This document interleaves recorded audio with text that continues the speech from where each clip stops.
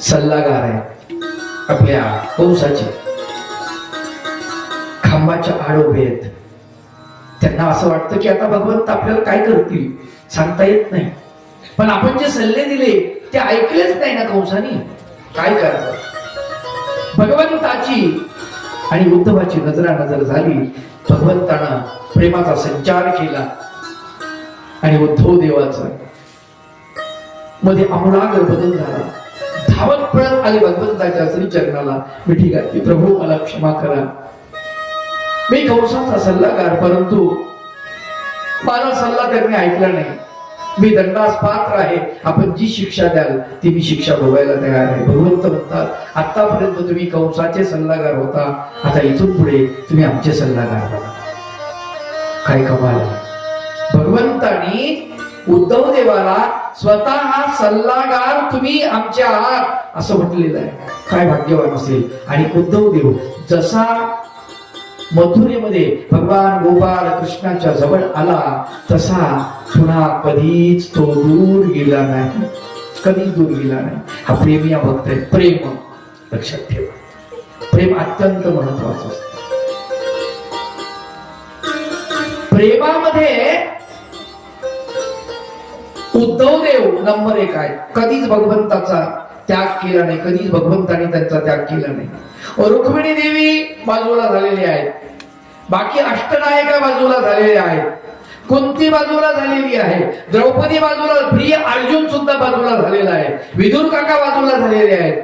पण सगळ्यात महत्वाचे उद्धव देव शेवटच्या सेकंदापर्यंत, शेवटच्या क्षणापर्यंत, अवतार कार्य संपेपर्यंत उद्धव देव भगवान गोपाल कृष्णा सोबत आहे. ही उद्धवाची किमया आहे. राज्यकारभार व्यवस्थित चालला आणि 6 महिने उलटून गेले. या 6 महिन्यामध्ये भगवंत उद्धवाला म्हणतात, उद्धव देवा माझे एक काम करता, बोला ना प्रभू, मी तुमचा दास आहे, मी तुमचा सेवक आहे, सांगा तुम्ही मला. म्हणे एक काम करा, गोकुळामध्ये जा आणि गोकुळामध्ये नंद बाबा, यशोदा माता, गोपिका, गो कसे आहेत हे पाहून या. ठीक आहे. उद्धवानं भगवंताचा निरोप घेतला. म्हणले तुम्हाला ओळखणार नाहीत ना त्या, एक काम करा, माझा पितांबर घेऊन जा. भगवंतानं आपल्या अंगावरचं जे उत्तरीय वस्त्र आहे पितांबर तो दिला, उद्धवाच्या खांद्यावर टाकला आणि उद्धव देव भगवंताच्या चरणावरती मस्तक ठेवून भगवंताचं ध्यान चिंतन करत, भगवंताचं नामस्मरण करत गोकुळच्या दिशेने निघाले.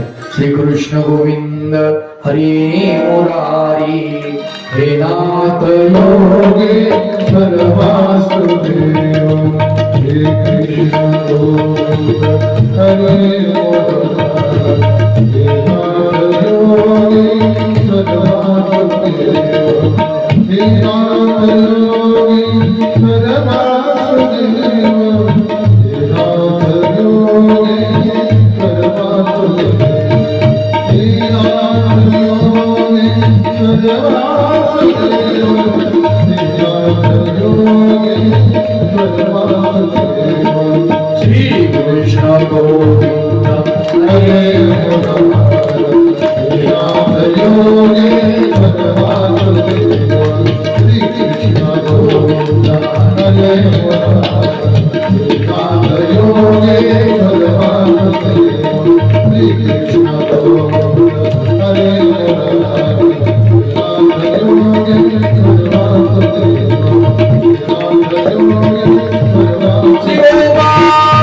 कृष्ण भगवान की जय.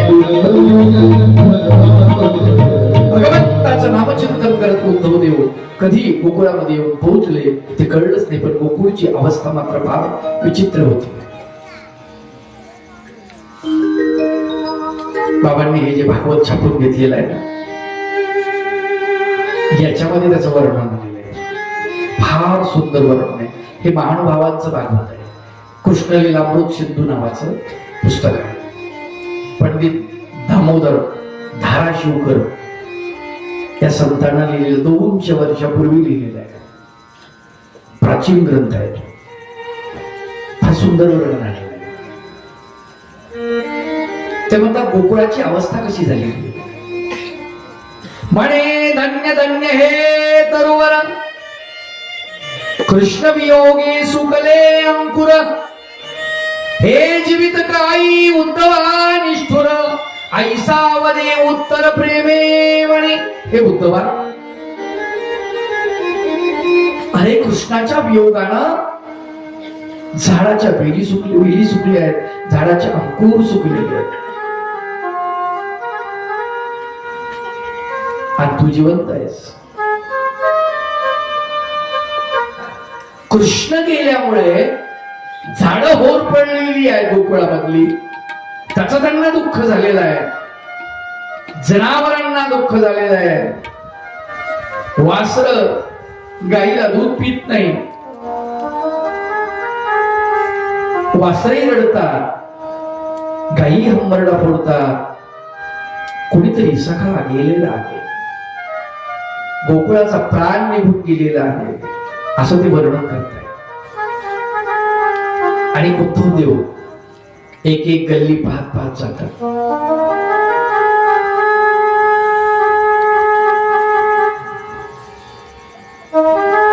काही गोपिकांनी बघितलं उद्धवाकडे. उद्धव देवाचा चेहरा भगवान गोपाल कृष्णासारखा होता, उंची सेम टू सेम, चेहरा same to same, xerox copy असं वाटायचं. अंगावर पितांबर, फक्त डोक्यावरती तो मुकुट नाही आहे मोराचा. गोपिकांनी उद्धवाला पाहिलं आणि पाहता क्षणीच धावत आल्या. कन्हैया आला गे, कन्हैया आला गे, धावत आल्या. जवळ आल्यानंतर लक्षात आलं कन्हैया नाही हो माय, कन्हैया नाही, त्याच्यासारखा दिसणार आहे, पण पितांबर मात्र निश्चित त्याचाच आहे. पितांबर गोपिकांनी हिसकावून घेतलं. उद्धवाला पाहून त्याला जोमतायत, कुठे घेऊन गेला. एक आला होता अक्रूर,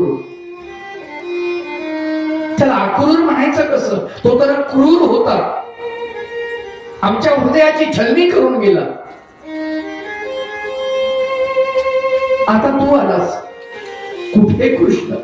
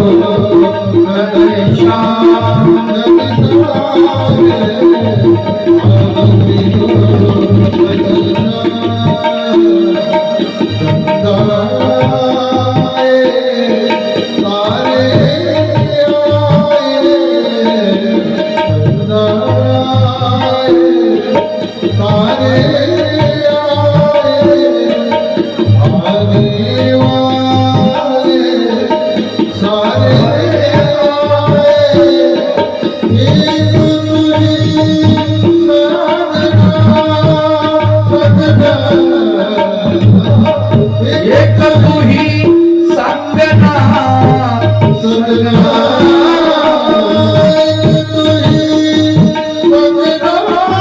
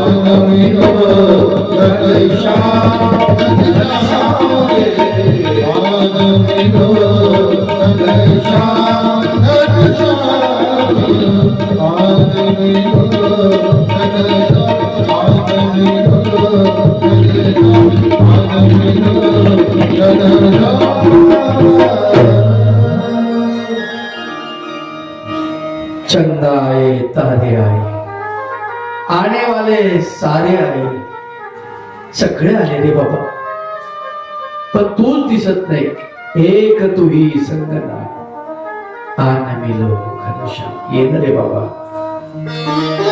कधी येशील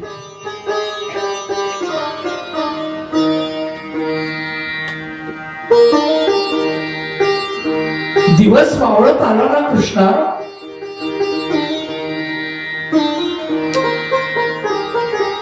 ती संध्या जी आहे ती सुवेळ जी आहे ती कातर वेळ माझ्या हृदयाला कातरून जाते रे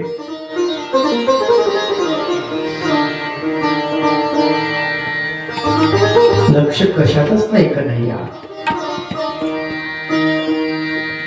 गोपिका अखंड अश्रुधारा त्यांच्या डोळ्यात उद्धव देवाला कमाल वाटते काय आपण देवाचे भक्त मानतो स्वतःला काय गोपिका आहे कबीरांना कोणीतरी विचारलं कबीरजी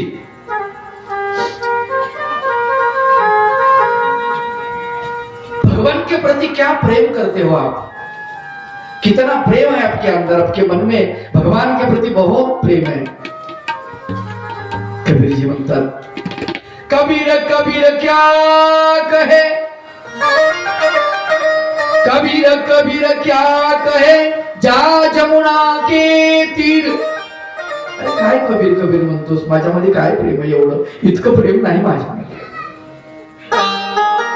तुला प्रेमच बघायचं रे बाबा यमुनेच्या तीरावरती जाय कबीर कबीर क्या कहे जा जमुना के तीर एक गोपी के प्रेम में बह गए कोटी कबीर एका गोपीच्या प्रेमामध्ये कोटी कबीर वाहून जातील इतकं प्रेम आहे गोपिकांचं कृष्णामध्ये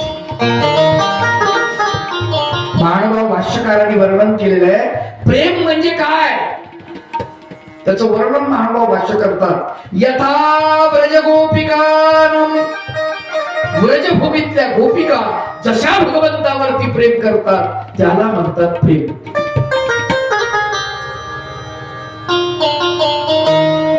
जलबिन मछली जसं मासोळीचं पाण्यावरती प्रेम असतं पाण्या वाचून ती जगू शकत नाही आपलं हे प्रेम म्हणजे प्रेमच आहे काही खरं नाही सगळं डुप्लिकेट सगळा स्वार्थ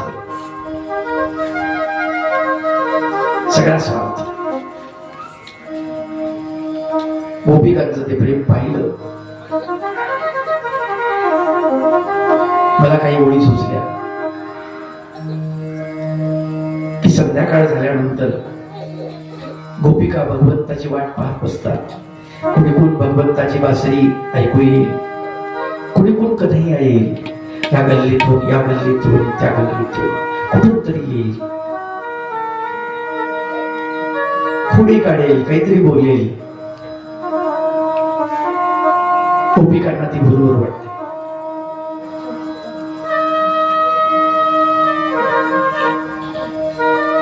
शाम की याद में शाम होती गई,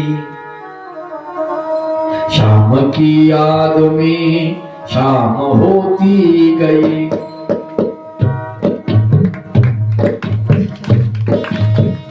शाम की याद में शाम होती गई, शाम ना आए तो शाम रोती गई, शाम ना आए तो शाम रोती गई. उसकी यादों के पन्ने उलटते हुए, उसकी यादों के पन्ने उलटते हुए, इन ख्यालों में उसके खो गई, इन ख्यालों में उसके खो गई, इन ख्यालों में उसके खो गई. सांस भी ढल गई, शाम आए नहीं, सांस भी ढल गई, शाम आए नहीं.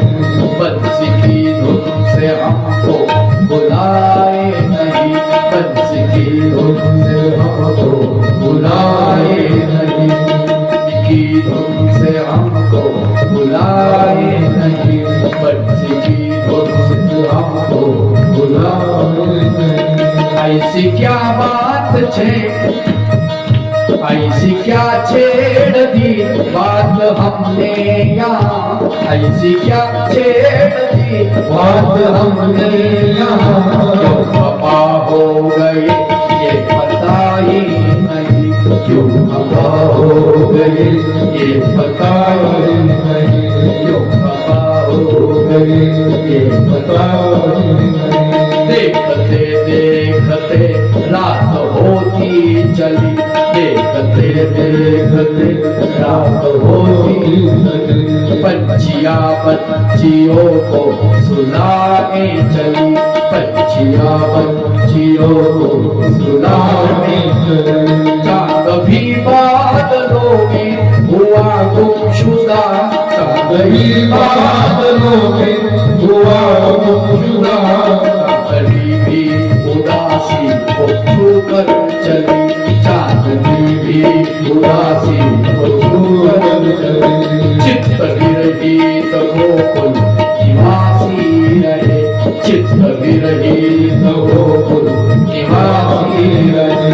हर नयन से है आंसू ही आंसू बहे, हर नयन से आंसू आंसू बहे. झाड़ियाँ बेलिया बे सिसकने लगी, झाड़ियाँ बेलिया बे सिसकने लगी. रातियों के स्वरों के टुकड़े गए, रातियों के स्वरों के टुकड़े गए, रातियों के स्वरों के टुकड़े गए. ऊंच स्वर में भी कोयल गाने लगी, ऊंच स्वर में भी कोयल गाने लगी.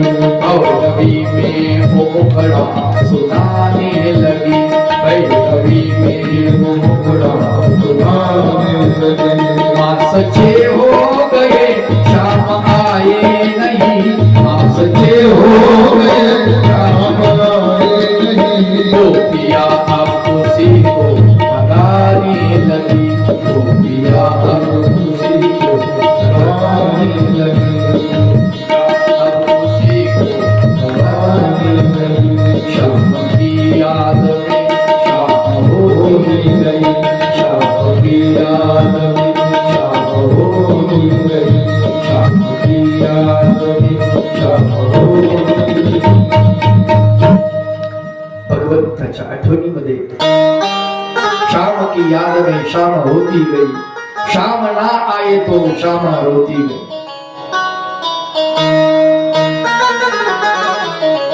गोपिकांची भक्ती उद्धवाने बघितली आणि उद्धवाच्या लक्षात आलं काय प्रेम आहे भगवंतावर.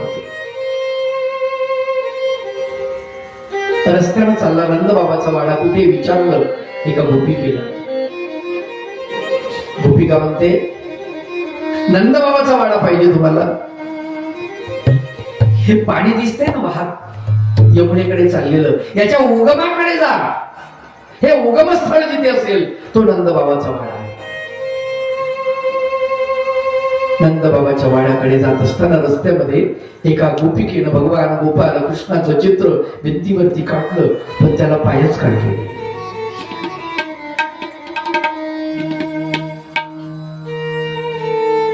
बघितलं ती चित्र, अप्रतिम दिव्य सुंदर अशा प्रकारचं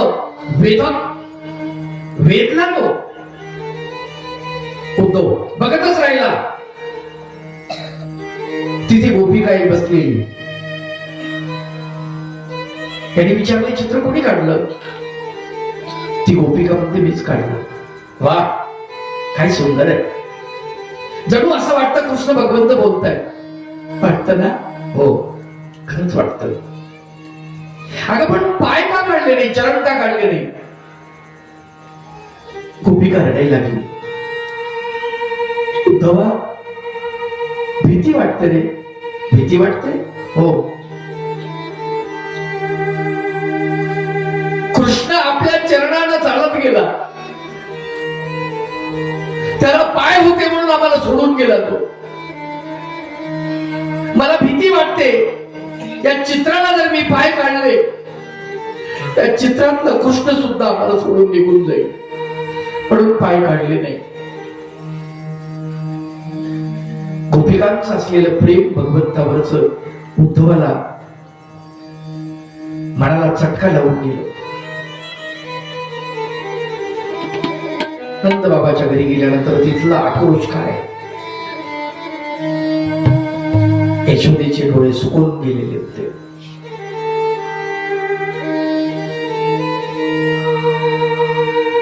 उद्धवाला भगवंताचा राग येत होता. अरे, इतके प्रेम करणारे, जीवाला जीव देणारी माणसं, यांना सोडून कन्हैया आलाच.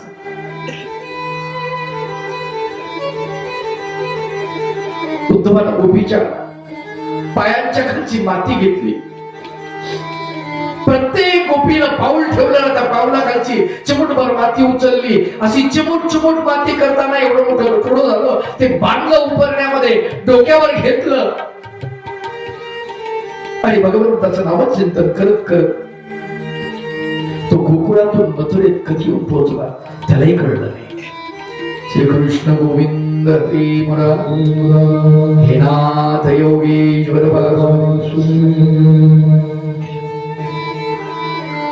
भगवंतानं त्याला अडवलं, असं थांबवलं. उद्धवा, काय चाललंय? त्याला असं वाटलं आपण गोकुळामध्येच आहोत. कृष्णा, बरं झालं तू गोकुळामध्ये आलास, बरं झालं. अरे बघ ना, ह्या गोपिका बघ ना, गोप बघ ना, ते तुझे सौंगडी बघ ना, कसे दीनवाणी झालेले आहेत, तुझी वाट पाहतायत रे. बघ ना, ह्या गायी बघ ना कशा अंबरत आहेत, ही वासरं बघ ना कशी झाली, चारा खात नाहीत, पाणी पित नाही. कन्हैया कन्हैया कन्हैया मेरा श्याम तू घनश्याम तू मनमोहना मुरलीधरा मेरा श्याम तू घनश्याम तू मनमोहना मुरलीधरा मेरा मानवा तू केशव मेरा मानवा तू केशव मेरा श्याम तू रघुनंदन मेरा श्याम तू घनश्याम तू मनमोहना मुरलीधरा मेरा श्याम तू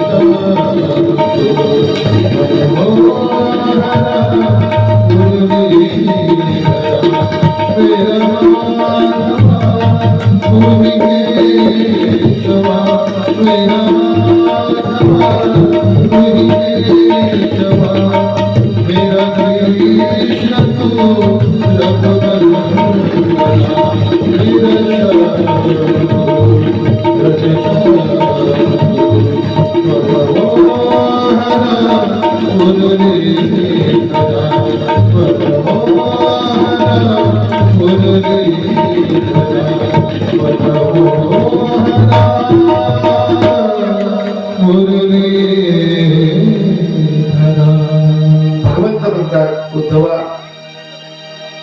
आणि मी गोकुळात आलो नाही, तू मथुरेत येऊन पोहोचलास. काय भोवतालचा परिसर बघितला तेव्हा त्याच्या लक्षात आलं आपण कधी येऊन पोहोचलो मथुरेमध्ये, त्यालाच कळलं नाही. डोक्यावरचं ते गठुडं बघितलं भगवंताने, आणि काय प्रभू, गोपिकांच्या पायाखालची माती आहे, किती पवित्र आहेत गोपिका. कशाला आणलं? दररोज मी माझ्या कपाळाला लावत जाईल, कारण त्या गोपिकांच्या पायाखालच्या मातीनं माझं भाग्य उदयाला येईल. भगवंता, काय तुमच्यावर प्रेम करतात गोपिका, आणि तुम्ही असं का केलं? भगवंत सांगतात, अरे वियोग ही द्यावा लागे प्रेमासाठी. प्रेमासाठी, प्रेम वाटण्यासाठी वियोग द्यावा लागतो. उद्धव तक्रार करतात भगवंताकडे, बराच संबंध आहे भगवंताला. उद्धव देव भगवंताला म्हणतात, तू क्रूर आहेस, तू निष्ठुर आहेस, वगैरे वगैरे. गोपिकांना असं वाऱ्यावर सोडून दिलं. आणि भगवंत म्हणतात, नाही, मी जे त्यांच्या प्रती करतो आहे त्याच्यात त्यांचं कल्याणच आहे. का रे भगवंता सज्जनासी त्रास, का रे भगवंता सज्जनासी त्रास, का रे भगवंता.